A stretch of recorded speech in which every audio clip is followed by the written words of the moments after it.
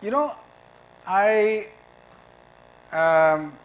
chose this title because I think sometime in 2013 I had come here to NCCS and had given a talk with the exact same title. And I mean, the content which I'll speak now is very different, but these are really the ongoing situation which we always see in our lives. Everything looks, very difficult in the present. We blame that for people in the past who messed things up. If only they had done things right, the world would be a better place. And if only we were given a chance to set things right, we will make the world much better. And then when we get that chance, we are confronted with the complexities of actually taking decision in a very messy, chaotic, multi-demand system. And then, we are talking to our colleagues saying, you don't understand how difficult it is to get things done, and you don't understand how difficult it was when I was young, and therefore, if we suffered, you should also suffer, and so on and so forth. And that cycle seems to go on. But as I was saying yesterday, India is actually an amazing and fascinating place, and all said and done, it has been extraordinarily successful. And we must actually be grateful to those in the past who made this successful in every field. And the present, while it is difficult and tense, is actually a much, much better present than it was 40, 50, 20, 30, 60, 70 years ago. 60 years ago, 70 years ago, many of us in this room will be dead. The current lifespan is 68 in the country, and hopefully by the time the country is 75 years old, it will be 75. And this change has come about by changes in agriculture, in vaccination, in better health care, and to do that in such a complex country as ours is no mean achievement. So while we constantly despair at the situation, we must also be proud of many of our successes, and to this success science has contributed hugely. So my talk is about, on one hand, celebrating our past through 30 years of the Department of Biotechnology. This, I think, is a slightly exaggerated statement that it's 30 years of excellence. It should be 30 years of striving for excellence, but one always tries. And it's about how, despite a messy past and a tense present, the future is really ours to make. And the future is ours to make not because we're suddenly woken up, or there'll be inspirational ways by which we can dramatically change things overnight. It's a combination of different kinds of things. Precisely because of the way we have done things since independence, we have today in science and technology an amazing set of people who, no matter which area of science and technology we look at, have the capacity to understand, have the capacity to change, and have the capacity to bring the best science and technologies and invent the best new science, make the best new discoveries and invent the best new technologies for the future. And really, this is unusual if you look at South America, Central America, Africa, all the countries in Africa which became independent soon after India had the potential to be, extraordinary innovators and drivers in science and technology. But India was unusual that it actually invested and became one. And countries in Asia too, if you leave aside, these smaller countries which are successful, quote unquote, like South Korea, Singapore, and Japan is a separate context, India has actually done extraordinarily well. China is interesting, and China has, unlike India, not really been colonized, and unlike India has had different kinds of momentum and different structures, and China has had 3 decades of about 10% growth, which is extraordinary. So we should not try to say but for this we are like we could have been better and so on and so forth. we have actually been extraordinarily successful. But if you have to make our future, it's important that we understand the past and the present. And we must look at it specifically from the point of view of the Department of Biotechnology. I'm looking at it from the point of view of life sciences in India. Now, there's a tendency amongst us, and this is a dangerous tendency. When we are asked about who are the great scientists in India, we think that good science is done only by dead people. Yeah? And we name all the dead people as good scientists. We rarely mention live people as good scientists. And this is a shameful situation in India. Extraordinary science has been done in the last 60 years. Many scientists who have done that work are alive, and we should not shy from praising them. So let me mention some of whom are sadly dead, but there are many others who are around who have done extraordinary work, right? We do talk a lot about J.N. Ramachandran, he's iconic, but D.P. Burma, Shambhunath Dey, Bimal Bachawat, Obaid Siddiqui, Panchanan Maheshwari, they did extraordinary science. People such as, in addition to these people involved in institutions, people like Pushpa Bhargava and G.P. Talwar built institutions. So, each of these is a complex person. When they are alive, they, are all troublesome because they have views on every matter, and you might disagree or you might agree with those views. But that doesn't mean that we should not praise their scientific contributions and their institutional contributions, and that's very important. So let's amongst us here in Pune, in Mumbai, in Delhi, in Bangalore, or Hyderabad, wherever, Kolkata, wherever there are excellent scientists, when you talk to others, when you talk to the press, when you talk to your parents, when you talk to people outside, say, look, this person has done wonderful things under great odds.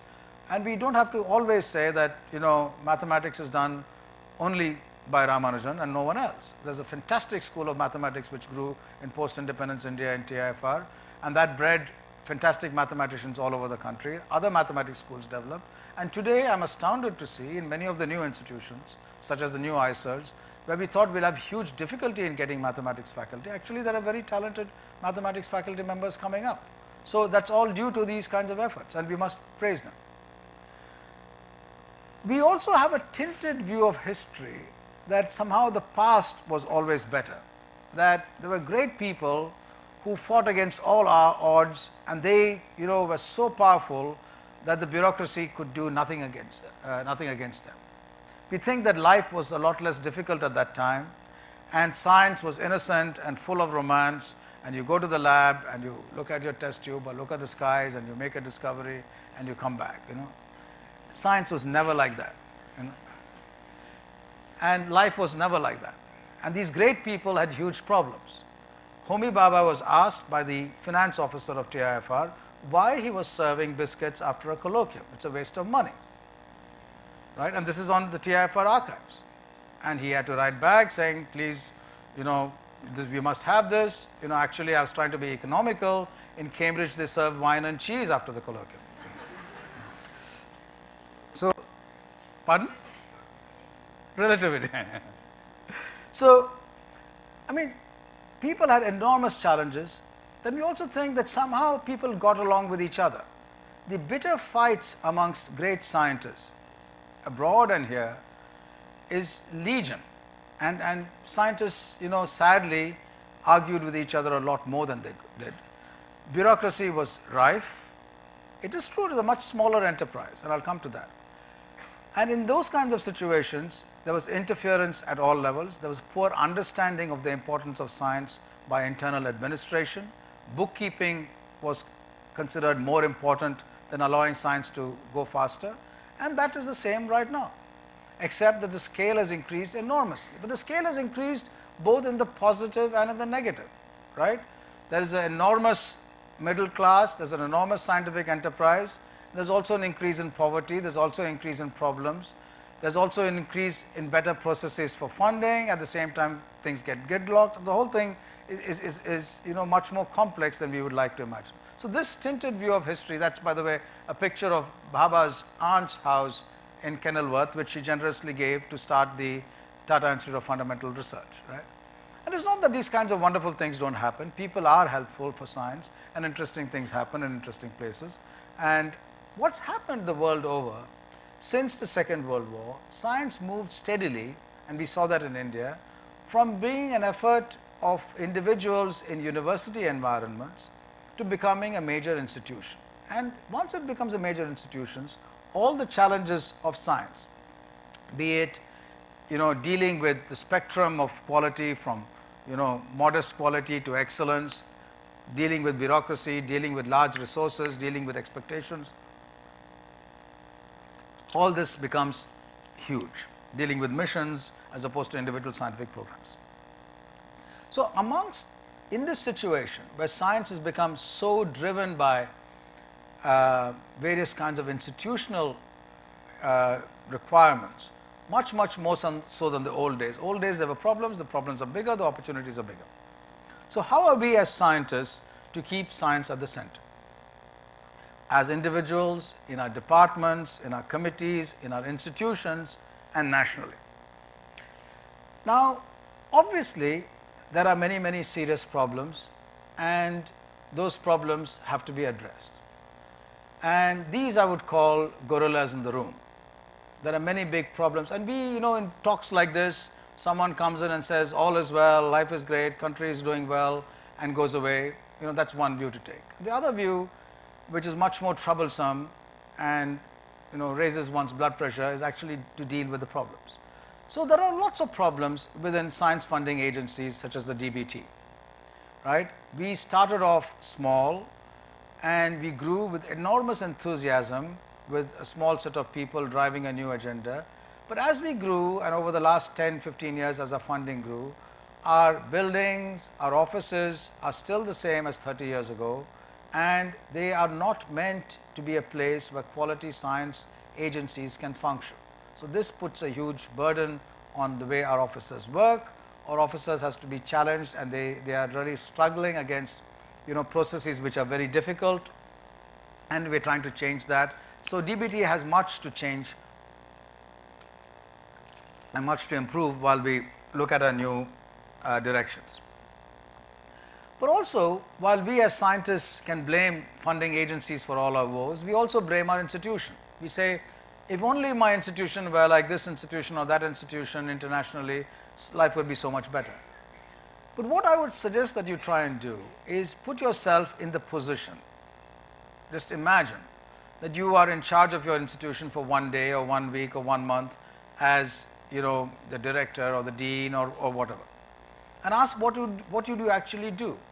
And you would see that you are caught in a maze of complications in decision making, where optimal solutions can be formed, but the perfect solution is not easily implementable. And that's governance everywhere, right?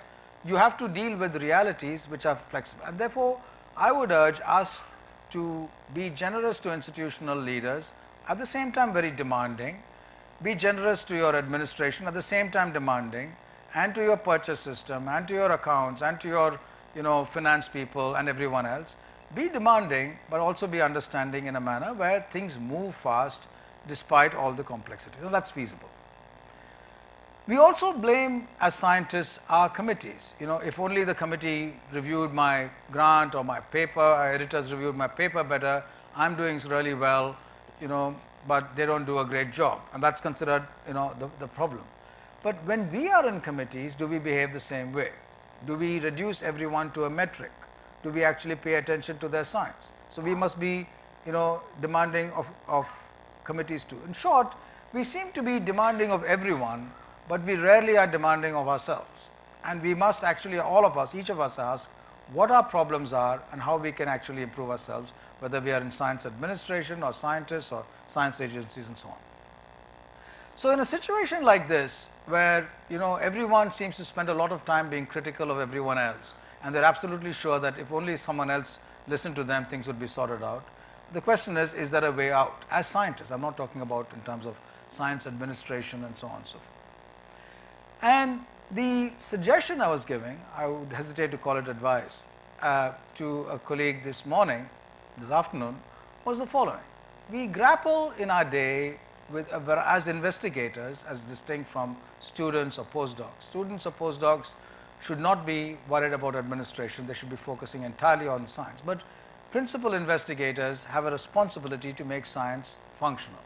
And it can be frustrating for you to actually see how difficult it is to run a lab effectively and make sure that your students and postdocs and yourself can conduct research. So it's important that we try to learn from others who, despite these difficult situations, have managed to do excellent science and partition their day, their week, their month to deal with multiple matters, but also deal with science to make sure quality science comes.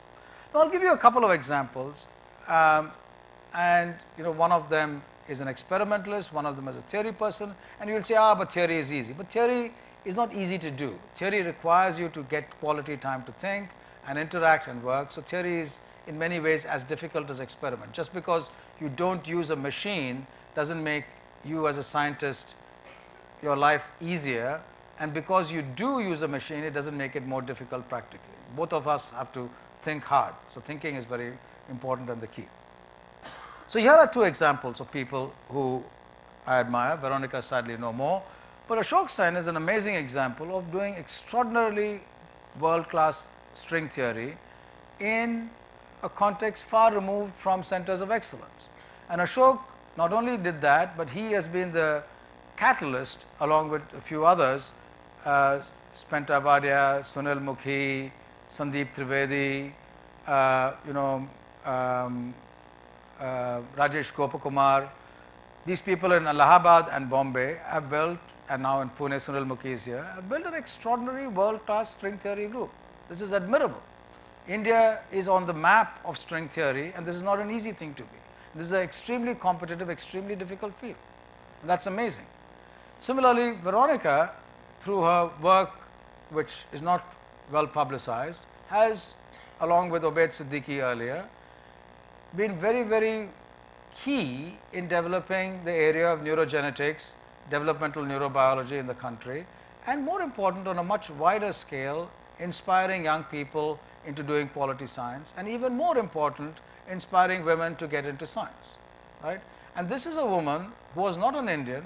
She was a Kenyan citizen who lost her citizenship because, when Kenya became independent, she retained a British passport which didn't allow her to go to Britain, and she was a non-entity in Kenya, and she went to Ireland, studied there. She could have gone to the West and stayed on, but she was inspired by Indian science to come here, work here, and become an Indian citizen, right?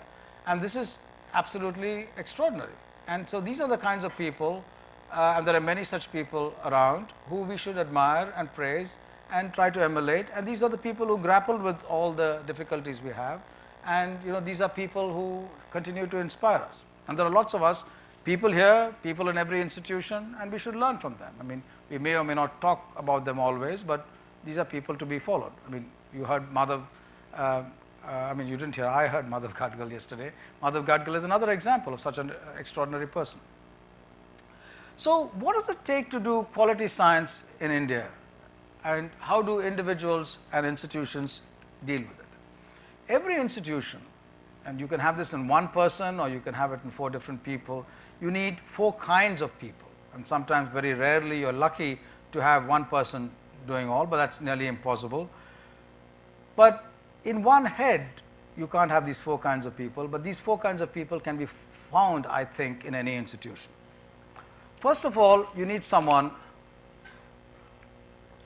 who is a mentor for the institution and protects the institution, right? He could be or she could be in your board, could be in your city, could be in a neighboring institution. So as institutions, we need to make friends with other institutions and other people so that they protect you and the quality. So you need a visionary and a protector. You need someone who is a moral compass, and that person needs to tell you, look, this is what the right thing to do is, and this is the wrong thing to do, right? And you shouldn't succumb to wrong pressures of all kinds, wrong bureaucratic pressures, and at the same time you must insist when you're right. And an example of a visionary and a protector was Obaid Siddiqui. An example of a moral compass was Veronica. You need a details person. To get anything done in any institution, it's not enough to have people who think big and tell you this is good or this is bad. You need someone who focuses on every little thing and do it. And sometimes you can have this in the same person, but you need to have people in the institution who attend to every single detail. Is your seminars going okay? Are you getting the right kind of visitors? Are the hostels okay? Is the funding coming in? Is, your purchase procedures functional or not? And these people should push and make sure that everything functions well. And you need the people who are daring. You can get caught in the details always and, be scared of doing anything adventurous, and then you're finished. You're not a accounts office, you're a science institution, and being daring is part of the game. So you need individuals who keep to correct procedure but who are daring, and this combination of these four people can make great institutions. But our challenge today, and this is the challenge which not only the Department of Biotechnology has but all of science in India has, is can one make these kinds of institutions rapidly? As you're seeing all around you, there are a huge number of new institutions growing, and there are new IITs, AIIMS, central universities, and on one hand there are potential for jobs, on the other hand can we get quality people rapidly, and speed is very, very important, but speed is very dangerous. If you do things slowly, you're likely to do it well. If you do things fast, you'll do it badly. Yet given our demography, slow growth will be a disaster, and the question is, how can one have growth and speed of development with quality? Now the problem is that the centers of excellence in science and technology are elsewhere in the world. They're not here, right? And it will take 50, 20, 70, 100 years for us to have centers like Boston or San Francisco or the Silicon Valley or San Diego, Cambridge, and so on and so forth. And someday it will happen. But how does one rapidly deal with today? So creating major centers of excellence is a problem, and the other problem is bridging this false debate between basic and applied science, right? For creating major centers of excellence, and this is something which we at the Department of Biotechnology are pushing, is that if we are inspired by science in our surroundings, great things can happen. Venki Ramakrishnan, when he got the Nobel Prize, was asked what should science in India do, and he gave 3 points in his answer. First he said, why are you asking me? Yeah, I mean, who am I? Yeah. Second, he gave the answer though. The second answer he gave, second point in his answer was, you must do, if you are addressing problems defined by people elsewhere in the world, you must do them really well. There's no point taking problems defined by the best people in the world and trying to compete with them if you're third or fourth or 10th or 100th there. So compete with them, but compete with them at the highest level. The string theory example is one, right? Ashok Sen got the Millennium Prize. I mean, he's one of the best scientists in string theory anyway. So if you're taking problems which are defined by others, do as well as others, and judge or calibrate your capability, your environment and everything, and take them on. But you should, maybe you're not the best in the world, but when someone mentions the field, when someone says string theory, they mention Ashok Sen. When they mention Drosophila olfactory development, they say Veronica Rodriguez, right? So it doesn't matter if there are 1,000 scientists elsewhere, but these people are known. It doesn't matter what your H index is, but these people are known. It doesn't matter what your citation index is, these people are known. It doesn't matter what your impact factor is, these people have low impact factor, right? And they are known. So you must be of that quality, whether you're the greatest or not, you must make an impact on your field. So if you choose problems defined by others, we must make sure that those problems are actually addressed in a sensible way, and they can be done. They are difficult but can be done. But the other way is also very difficult, also challenging, but actually opens up a new door completely. If you look around us and define problems in our surroundings, whether it's epidemiology, plant sciences, agriculture, marine biology, disease, chemical ecology, there are completely untouched problems which you as students and faculty members in India, where pretty much your jobs are secure, where pretty much no matter how limping the grant funding system is, you can get resources to actually work on anything you please.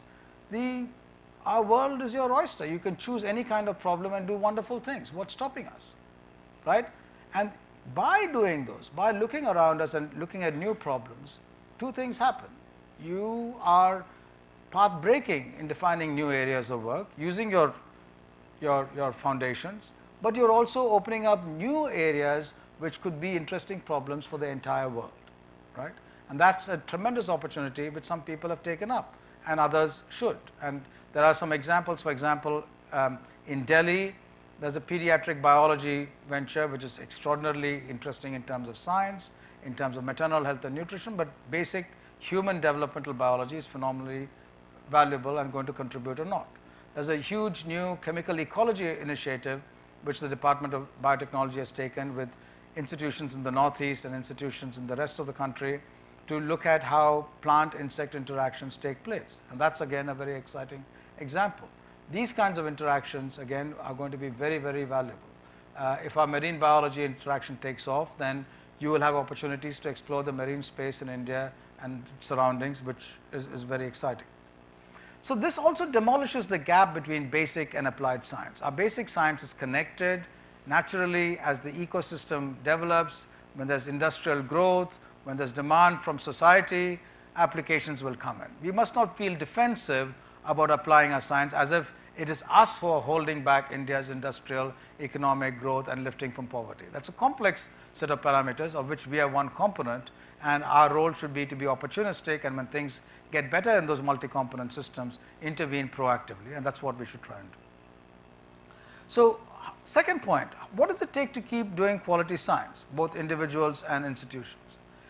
Quite often we come in and start our jobs or start our institutions in a manner where we are the best or amongst the best in the world, but we start becoming complacent very soon. Right? Elsewhere in the centers of excellence, there's a scope for constant renewal, but in our surroundings, that renewal is rather, it's optional. If you don't do anything after 5 years or 10 years, it's by and large up to you. There's no pressure from outside to push. The two things which may motivate people, a fire in the belly and a fire in the rear, and we don't have a fire in the rear, right? So it's entirely up to you to have a fire in the belly. Yeah. So it's very important that we fight complacency, and we must have constant renewal. Take on new problems and new adventures as you go on in science. And very, very importantly, we need to engage with science and society in a much, much larger way. It's a shame that in India we can count literally a handful of scientists who communicate, less than a handful who communicate with the public, less than a handful who actually write about it, a handful of journalists who write about science. I mean, all this must change, and I think I must congratulate the Pune environment, both NCCS for its outreach and ICER Pune for actually taking this on in a big way. This will be truly transformative. There are extraordinary web-based programs available internationally and nationally. Arvind Gupta, for example, who is a Pune resident at Ayuka, has done extraordinary work, several thousands of YouTube videos. If we could partner with them, I had a discussion with them a few weeks ago, in having these translated into Indian languages, but also other science programs put up and translated, that would be absolutely awesome. And DBT and other funding agencies will be very happy to support these kinds of ventures. That will be very good. The last point, actually the third point, is can institutions be renewed? I mean, is it that only new institutions are likely to be good, and after 20 years they decay, then you start another new one? Now, we don't have that luxury, number one, and secondly, I think it's a myth that old institutions are not good. Cambridge is 800 years old, right? But saying that Cambridge is 800 years old is like saying that the sequoia tree or the redwood tree are very old trees. There are some cells there which are really old, but most of the physical structures which are really old are decrepit, and it's actually new cells, new structures which are making the institution vibrant. The Cambridge Vice Chancellor is constantly going around the world extremely worried that Cambridge will decline, right? And is doing everything both internally and outside to make sure that Cambridge succeeds. So our institutions, our leadership, whether it's right from DBT or elsewhere, must constantly keep renewing a system, otherwise we will be completely dead or at least lethargic. Institutions are like puppy dogs. They're very excited, and individuals too, and they run around, they're very curious when they're young, but after a couple of years they spend most of their time eating and sleeping, right? If that has to change, we must constantly get new puppy dogs coming in as people rotate out. Unless that attitude of being a puppy dog is not brought into an institution, institutions will decline. Then we'll say, why did it decline? It's not some magic. You can't have a sleepy big dog running, our structures. You must have constant renewal, and that's something which is happening in many places. The Tata Institute, for example, became quite lethargic. It's now trying to renew itself by starting a major new campus in Hyderabad. Let's see how that goes. The Indian Institute of Science is more than 100 years old. Again, became quite lethargic for several parts of its history, but was renewed extraordinarily well by Satish Dhawan, then by C.N.R. Rao, and then by Balram. And these people have actually kept a great place going. It's not by some miraculous internal dynamics that it succeeded, but by people actually working really very hard to renew the place. Now, this is where I'll stop about my general philosophical outline, and I'll run through some data slides, and I will literally run through this because these are really charts and bar diagrams of what DBT has done over the last 30 years. And even though there are slides, I'll go through it like a movie. So, we did actually a detailed impact assessment of what DBT has done over the past many years, and that led us to an incredible view, while we see all our problems and so on, that we could do two assays. We could do what biologists, what geneticists call a deletion assay, and we could ask, if we didn't have DBT at all and you don't have it now, what would the landscape look like, right, as a first approximation. And by that deletion test, DBT has done incredibly well. So, in other words, it's not been a dominant negative influence, it's been a positive influence, and if you remove that positive influence, we would be worse off than we are.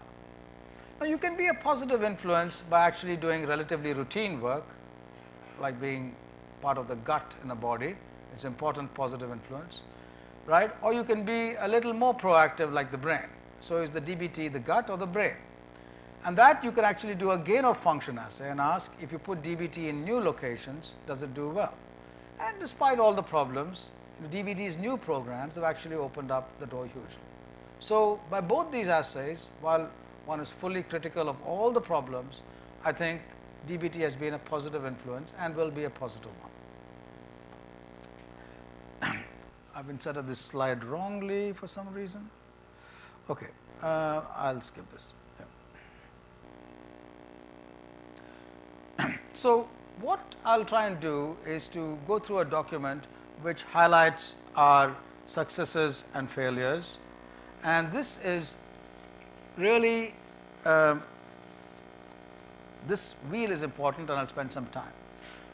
DBT works from policy thinking to creating institutional structures, forging industry partnerships, looking at regulation across the country, developing a talent pool in biotechnology, and working on research. And these are the areas which you interact with over here, but all of these are what DBT is also involved in, supporting major key missions and driving international collaborations. So, your interaction with DBT as an institution or receiving grants is about a third-ish of DBT's efforts, both directly as co-funding and in terms of grants. So, DBT has an enormous other role, part of which requires funds and part not. And DBT has evolved in three distinct phases due to extraordinary leaders, R. Ramachandran and then C. R. Bhatia in 1994-95, and Ramachandran from 86 to 95, Manju Sharma and M. K. Bhan. And these took DBT through multiple waves of interactions, and I won't go through that now for want of time. Now, what we have done is we have identified DBT's key milestones and achievements in the following 8 themes, the 8 horizontals going across, and these are institutional, industry, regulation, talent, research, key missions, international collaborations, and policy thinking. And I'll run through each of these relatively rapidly. So, let's take our missions in institutional infrastructure. Now, there are 2 waves, and they both reflect our successes and our problems. In 1994 to 2004, several institutions were created. NCCS also joined in that period, and all these were created. Just as things were stabilizing and we had enough on our hands to do well, DBT did something rather daring, and that has been extraordinarily valuable and also been a very difficult time. We created all these new institutions later on. Now, the result is that these institutions are going to be an extraordinary investment for the future, but they are also an extraordinary drain on our resources in terms of infrastructure. They are not a drain intellectually, but that temporary drain will pass, and we will have actually a portfolio of extraordinary institutions which will be the hub. If they are functional very connectedly with the rest of India, they will be invaluable. These institutions contributed hugely to a variety of aspects of our publications and outputs, including major center of excellence programs. For example, NCCS has all these successes, and each of these other institutions have done really well.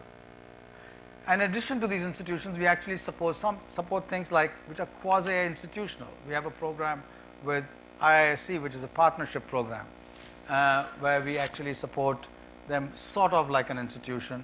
We have programs with other places, and we have many centers of excellence, and these centers of excellence have been extraordinarily good also, individuals, groups and so on, in terms of their successes. Then we have forged a variety of industry partnership, and this has been something what I call an incredible gain of function value, which DBT embarked in the last year of Dr. Bhan's tenure. Dr. Bhan, with Renu Swarup's able help, set up BIRAC, the Biotechnology Industry Research Assistance Council, and that's objectives were to provide financial, infrastructural and policy support to biotech industry startups and to support development of affordable and deployable products. And this has been incredibly successful. There have been multiple initiatives under BIRAC for large, small, medium enterprises, academia, and these really have opened up. The principal challenge here is that our relatively modest investment here has shown the extent of interesting possibilities available, and we need to now work to get much larger resources into the entrepreneurship system,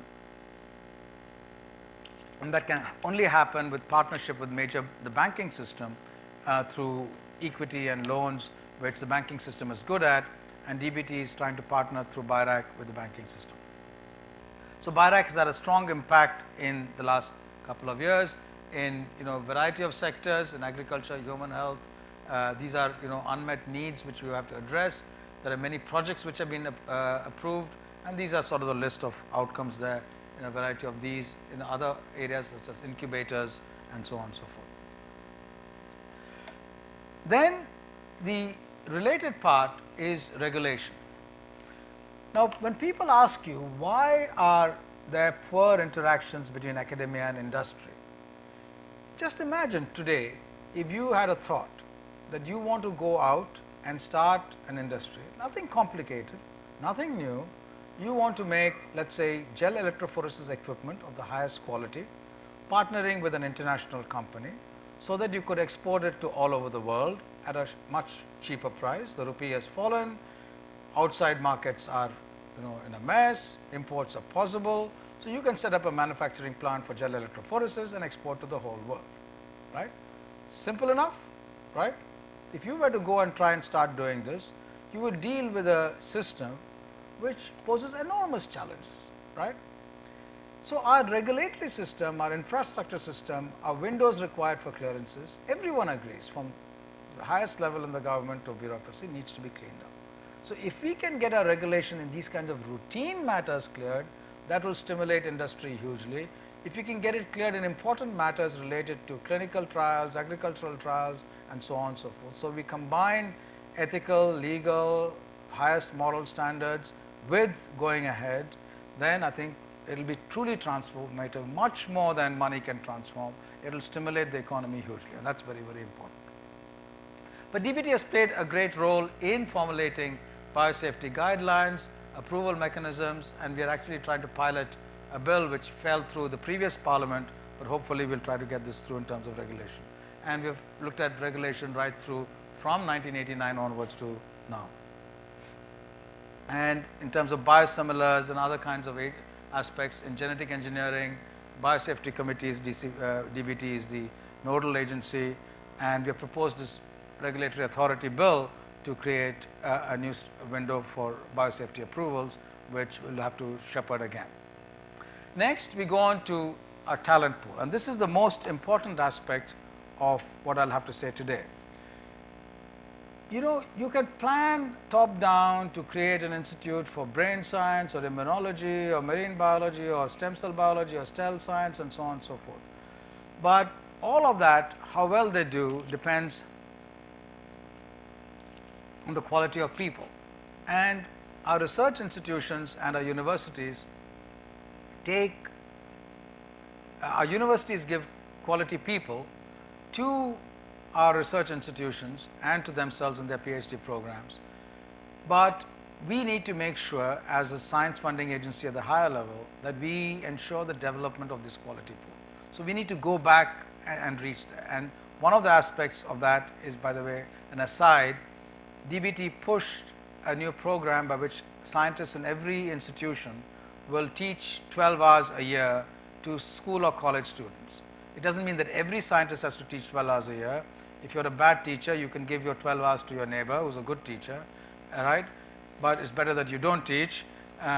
But institutionally, on the average, you know, it's 12 hours per researcher, and you can do it by video, you can do it by, you know, making new programs, by choosing an individual college or school or a combination, and so on and so forth.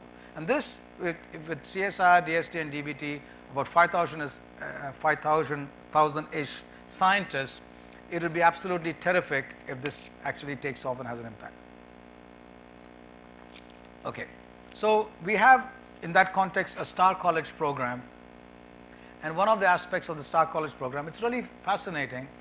There are about 72 colleges now, and they are funded for their laboratory research, and it's agnostic to physics or chemistry or maths or biology what you're doing, and it's amazing to see how these enthusiastic young students are driven by interesting experimental opportunities. I would urge you to Google fold scope and look at a young person of Indian origin, Manu Prakash, who graduated from IIT Kanpur and then is now a young assistant professor at Stanford, and he's made an extraordinary microscope for 50 cents, which can look at really high resolution anywhere in the field. So we hope to be partnering with him to make sure that every student in a Star College has a fold scope, and hopefully on a larger partnership, everyone can, in the country, every kid can have a fold scope. That fold scopes can be used for health and diagnostics. But those are examples of how, you know, one can connect to people in a big way, and it's incredible to see what a young, bright person who's driven almost single-handedly has managed to do. And we should take pride in such people. These are products of an Indian system. The fact that he did it in Stanford is no less a matter of pride for us, but he's bringing it back. So the world is open, and people such as this, you know, someone in Stanford can do something wonderful, we can do something wonderful, we have done many things wonderful, we should partner and make sure that these kinds of things impact hugely. So we have, you know, a variety of programs. There are been lots of funding pipeline issues in some of our programs, and while there are collateral headaches for people, particularly here, we will actually develop that and make sure that it's clear. Okay. So cutting edge research, very quickly, there are several initiatives DBT has done extremely well in terms of genetics clinics, consortiums of institutions to look at a variety of problems in human health and disease, infrastructure development, and we have provided major impetus in genomic research, for example, in rice, wheat, tomato, cattle, and sheep, in terms of looking at the rice genome, other plant genomes. Genome research, by the way, is an extraordinarily exciting opportunity, and this is something as biologists I would urge you to look at. The costs of sequencing are plummeting, but the costs of analyzing that data well are huge in terms of human resources. The Department of Science and Technology and the Department of IT, with CDAC as one of the major partners here and IISc as another major partner, have a 4,000 crore supercomputer proposal, which has been approved by the cabinet. And there's also a big data proposal. And that proposal has at its core the analysis of data from biology, agriculture, cancer, disease, normal development, brain research and so on as the core of its reason for funding. So, this is enormous opportunities for institutions here, for students here, for faculty here to put in proposals in the supercomputer and big data initiative of the DST. If you don't do that, then we are losing a tremendous opportunity. In terms of applications, the rotavirus vaccine is iconic. It's made again for $1 here. It's a phenomenal example of Dr. Bhan, who as a young assistant professor at AIIMS saw patients infected with rotavirus, but who are asymptomatic, took that strain, and it took 25 years support from DBT, international partners, to actually develop a vaccine which is now being introduced into the national immunization program. And I can go on in bioinformatics. I would say in energy, DBT has taken unusual initiatives in partnering in establishment of clean energy centers, and particularly one biofuel center at ICT has done really well in terms of producing cellulosic ethanol technology, which has been tried out and which might be scaled up very soon. There have been several key missions over many years with help from the 7th 5-year plan, the oil seed mission, generation of new vaccines, herbal project development, coffee improvement, and mirror sites for genomics. We have launched 7 grand challenges programs with vaccine, molecular breeding, microbial prospecting, which again is a major anchor here. More recently, reinvent the toilet program, and very, very recently one in agriculture and nutrition. And these have resulted in many technological developments which we are pushing. Finally, one more. As I said, speed and quality are both very important, and if you have to have speed with quality, you must make use of the best talent anywhere in the world, and international collaborations all over the world have been extraordinarily valuable.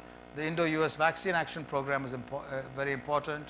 The UK, India has new programs with Cambridge University coming up, and with BBSRC and DFID, but in the private, the non-government sector, the Wellcome Trust DBT India Alliance has been extraordinarily valuable, and these have resulted in a huge number of successes.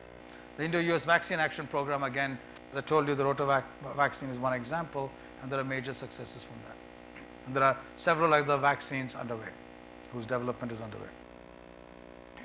Finally, about policy thinking, we had a national biotechnology strategy document in 2007. That was a document that outlined a vision for DBT. We have a new policy document it's ready now. It will be debated once more at a conclave on 31st of this month, and we hope to soon be able to announce that. So to summarize, across the spectrum, from policy thinking to institutional development, to industry, to regulation, to talent, to cutting edge research, key missions and international collaborations, DBT has addressed all these matters. And I'm just incredibly impressed looking at I'm new to DBT, so I sort of feel as both an insider and an outsider to see in our very complex system how literally a handful of people working with all the complexities and difficulties of government have actually managed to push this agenda. And that the credit goes to them and the credit goes to you, because you are them. You serve on their committees, you make the decisions, and you or your siblings or your parents are those in government. And therefore, while we criticize everyone else for our problems, we must also look ourselves in the mirror and see that all those everyone else is actually us. And therefore, we must partner with each other to make sure that we minimize our problems, maximize our advantages, and transform India. Thank you.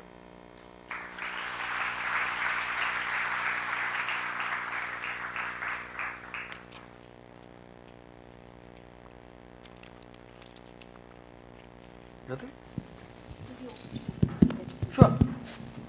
The floor is open for questions, and we especially encourage the younger people in the audience to speak up. Younger is under 20, huh?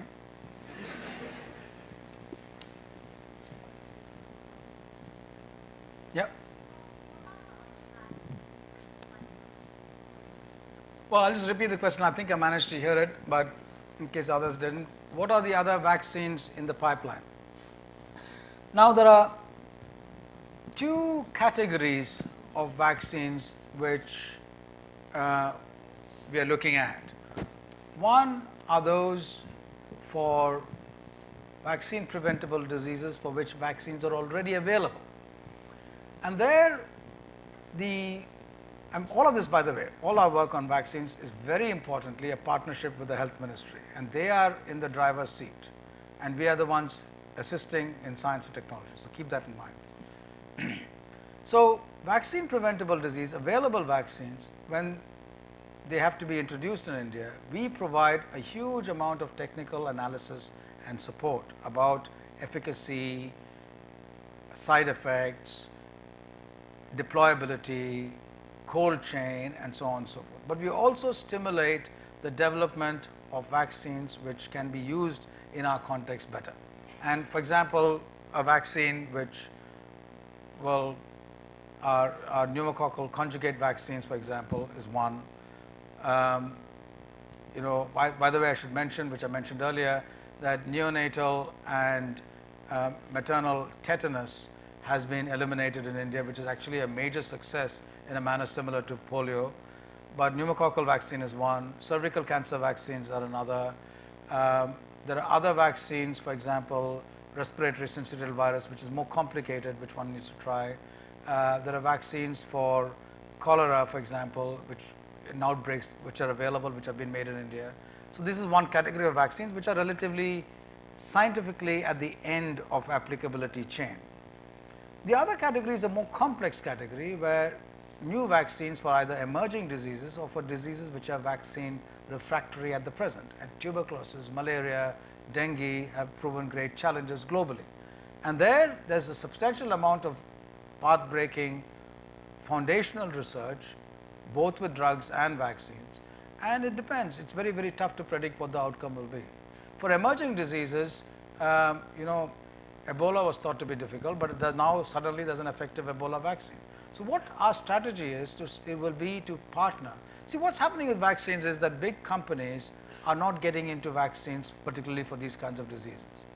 And therefore, that has to be a consortium of funding agencies in the world, which, you know, therefore have a large kitty put together, which can push vaccine programs because diseases know no boundaries. If such a consortium can be established, new vaccines and new developments will take place much more rapidly, and that's something we're trying to push. Thank you. Yep. I just want to know if so far over last 30 years, how many patents have we able to manage, and really have been, those patents have been put to an industrial scale that are actually getting implemented in India for Indians? Is there anything that has happened over the last 30 years? Well, there are lots of things which have happened, by the way, and I ran through some of the numbers and I can give you specific numbers. You must keep in mind two things. It's not just, when we're talking about patents, we're not talking about Department of Biotechnology alone, but all of science. Now, there are many examples of successes, and I would just take a little time to elaborate what, you know, our goal is. Is our goal to fund someone for some research, check whether that person has filed a patent and whether that patent has been used, right? If that is our goal, we will end up in a metric driven system where people will game the system and file patents because that is a measure of their success, whether they are applied or not. Application is not just my responsibility, it is an ecosystem issue, right? That is one point. Second point is, it's not just patenting, but it's our impact on industry. And there I would say there are three examples. One very recent, which I talked about, BRIC, it stimulated entrepreneurship hugely from findings in Indian context. All the lists which I went through, all of them are from Indian context. I mean, it's fine whether you use your research from elsewhere to, you know, develop your company or not, but the bulk, if not almost all, of those BRIC entrepreneurship has been from local context, number one. Two other different kinds of examples. Let's look at strand genomics in Bangalore.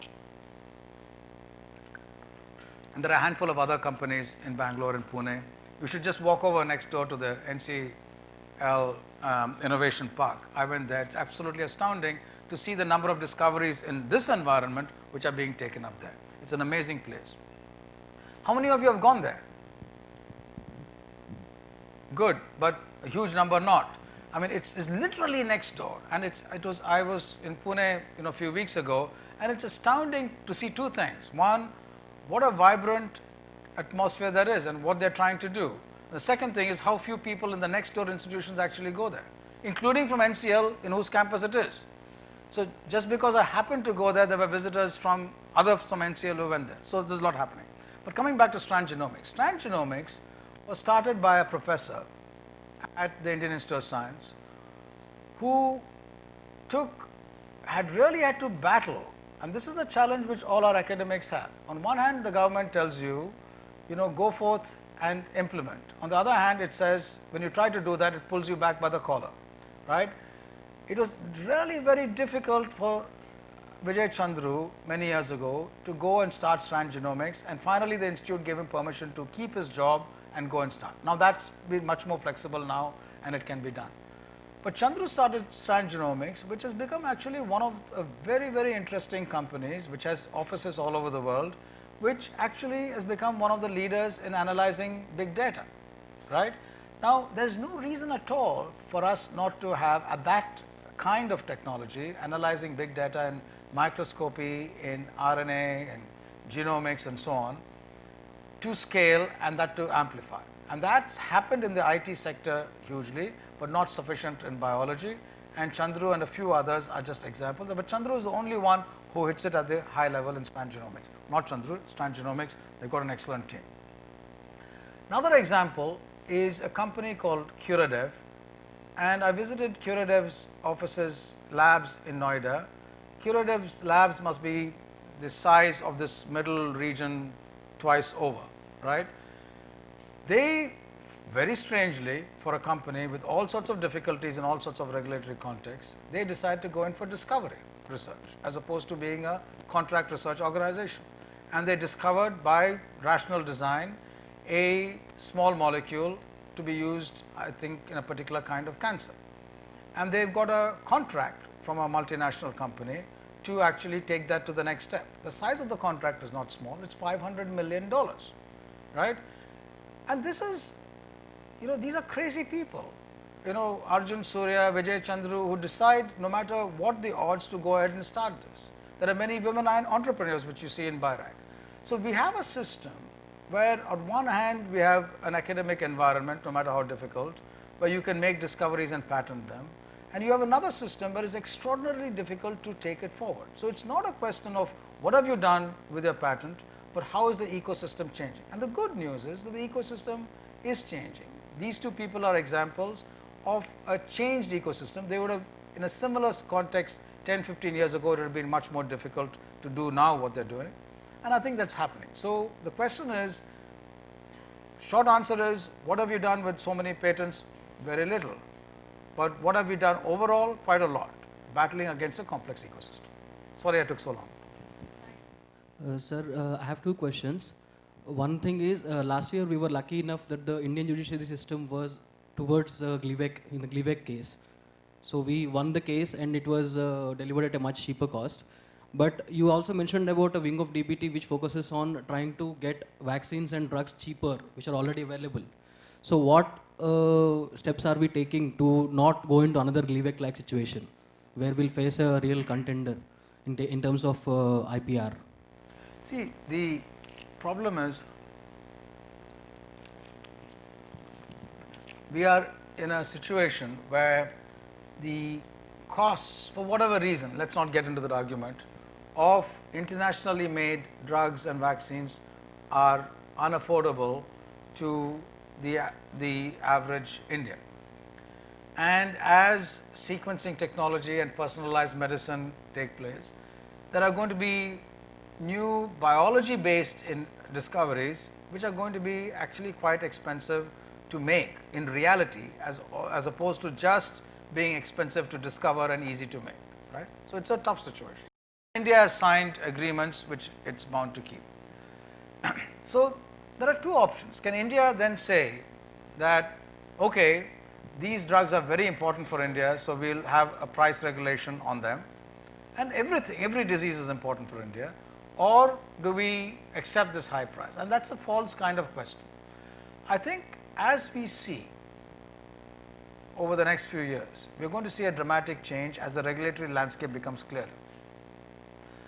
India today dominates vaccine manufacture and the generics industry globally. Dominates meaning it is a very, very major player.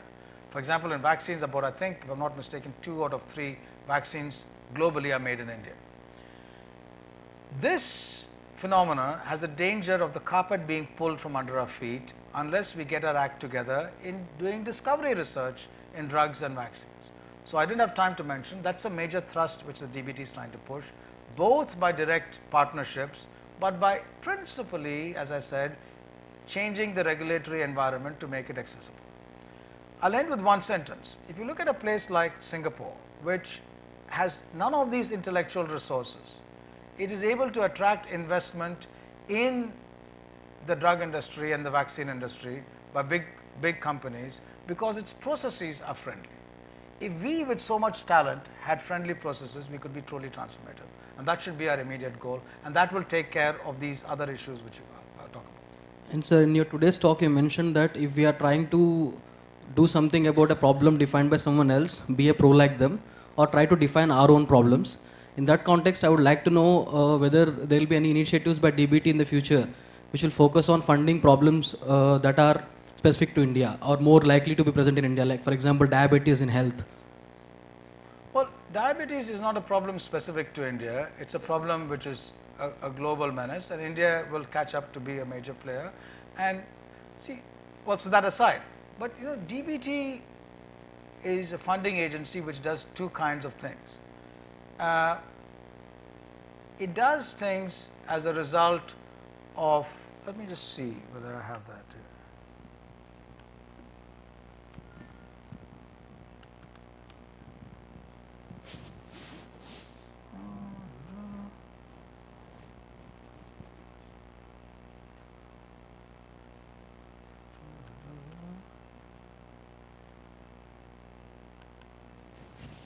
Yeah, there are two major approaches to policy formulation, and both of them have value. DBT can do certain kinds of things, but importantly there has to be, you know, a bottom up desire to actually match that with interesting dynamics. So, our human resources training program, which really must connect individuals and their mental direction to our societal problems, rather than only saying this is important or that is important. So, this is just a joke slide, top down and bottom up, you know, there are two ways of doing things. Sorry, okay, yeah.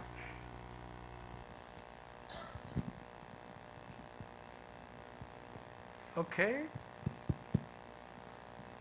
There are no more questions. Yeah, one more there.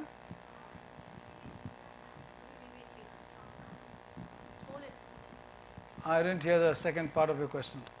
So how does DBT and India handle the big data that comes out of genomics research? Because you were talking about a supercomputer. Well, you know, as I said, there are many people in the country today, researchers in biology, who handle big data. You know, big data means large volumes of data coming from small experiments or big experiments. I mean, Kanuri Rao is here, he's an expert at handling that. I have mentioned Vijay Chandru. There are several groups looking at really good quality bioinformatics on looking at protein-protein interactions and big data in multiple contexts. But what's happening in big data is something which is very, very interesting and important, which I partly alluded to yesterday. You can, I mean, big data is here to stay, and it's very, very important to have big data. It's easy to sequence today, but what is fundamentally important is a deep understanding of biology to impact on big data. If we don't have that, we'll make all sorts of nonsensical correlations and be led the wrong way. That, therefore, I would urge people that we have to each, or in collaboration, become people who can understand quantitative approaches or collaborate with those who can, And those we collaborate with on quantitative approaches should understand the biology as much, and then very, very interesting things can happen, right. Otherwise, we will be in deep, deep trouble. And a lot of that is happening, a lot of good things are happening, but there is also a view that you ask people, you mentioned diabetes, right. Okay, what will you do for a major diabetes program? I will collect a lot of patients, I will collect samples, I will sequence their genomes, I will do a microarray, but that's technique. How are you going to analyze the data and look at it? That's necessary, but that's not sufficient. And I think the challenge is to do what you're saying, but bring together quality biologists, diabetologists, and big data people, and that's happening in some contexts. I don't have time to do it, but there's exactly an initiative on that with big data in the Delhi region which we're pushing. Sorry? Yeah.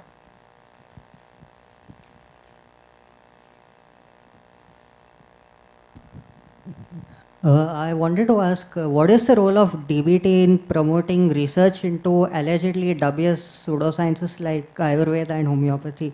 This is considering that the government has established a Ministry of Ayush. Very interesting question. This is like, it's based on false premises. First of all, the Department of Ayush has been around for a long, long time, right? And there's no new, this new separation into a ministry is relatively recent, right? So it's always been, it's been part of the Ministry of Health, Family Welfare and Ayush, and there's been a separate secretary. Now, the point is, we must distinguish between a variety of aspects here and think this through carefully. There is historically, and there's a very nice article by Rodham Narasimha you should read in Current Science, where he engages in this debate.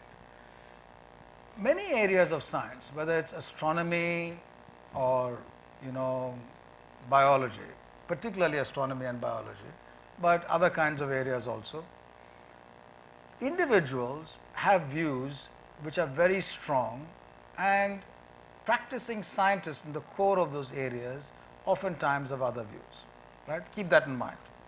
The second point is, there are many areas of life where over a period of time people either legitimately or wrongly argue that because something is the practice, it actually has a causal relationship with well-being, right? Let's take the latter first. There are no shortage of examples of such claims which have been verified by extracting the active ingredient, and many of the medicines we have today are from plants for which there was anecdotal societal views about the efficacy. There are many examples where that's not the case. So, the simple answer to those kinds of claims is one has to test them through and see, and you can always keep arguing that this test is not right or that test, but that debate goes on. But Rodham Narasimha's article is very interesting because it argues that this debate is not a debate which is recent, but it's been there in all civilizations for all time.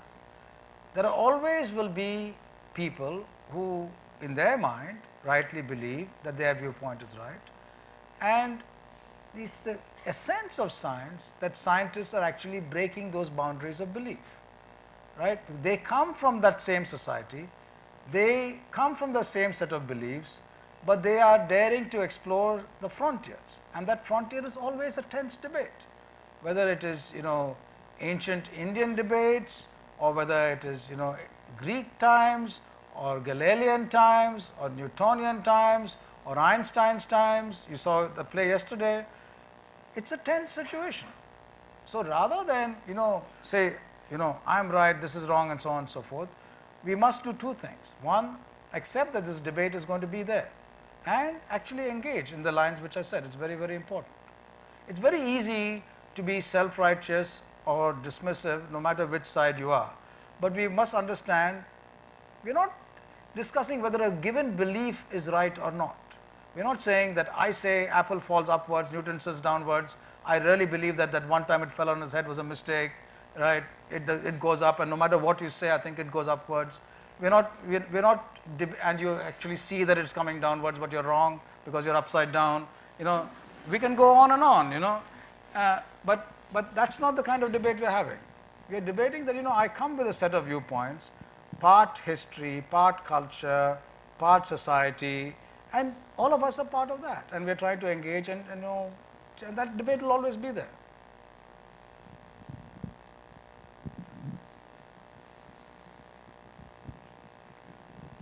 Good evening, sir. So when we looked at all the data, all the statistics, all the work that's been done, we feel really motivated. But I'd like to ask you, as students, how can we participate in the goals and challenges that have been set? And also you spoke about a quality pool.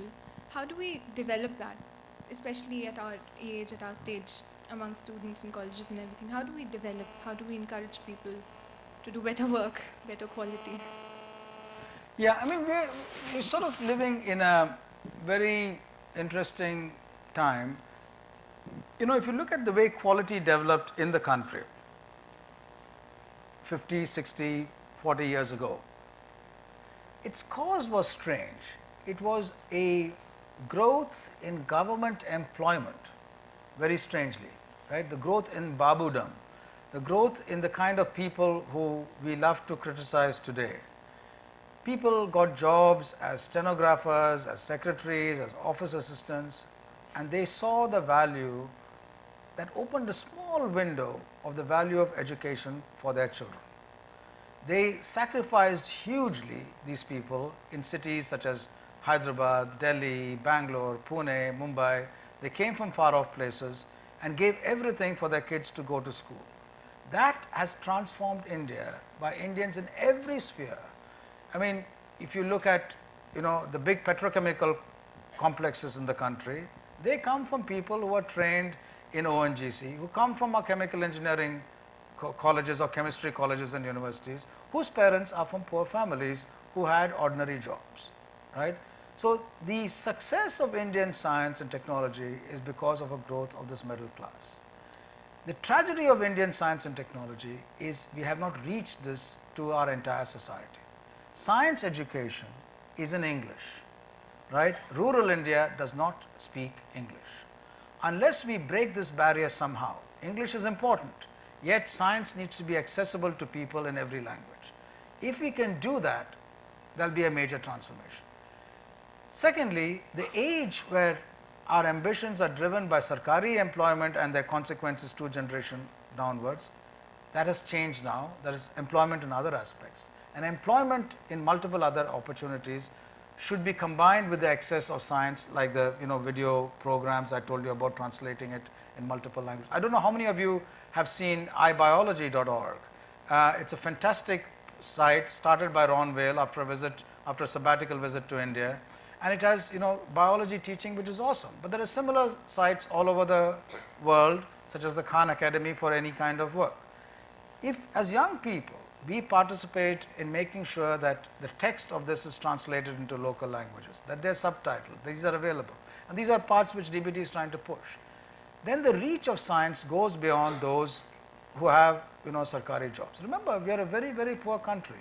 With your fellowship, your JRF fellowship or your modest Sarkari job, we are actually in the top 0.5% or 1% of the country.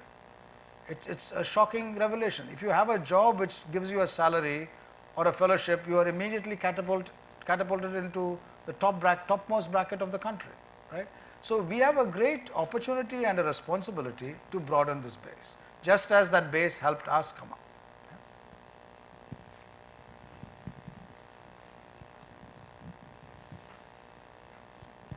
Thank you.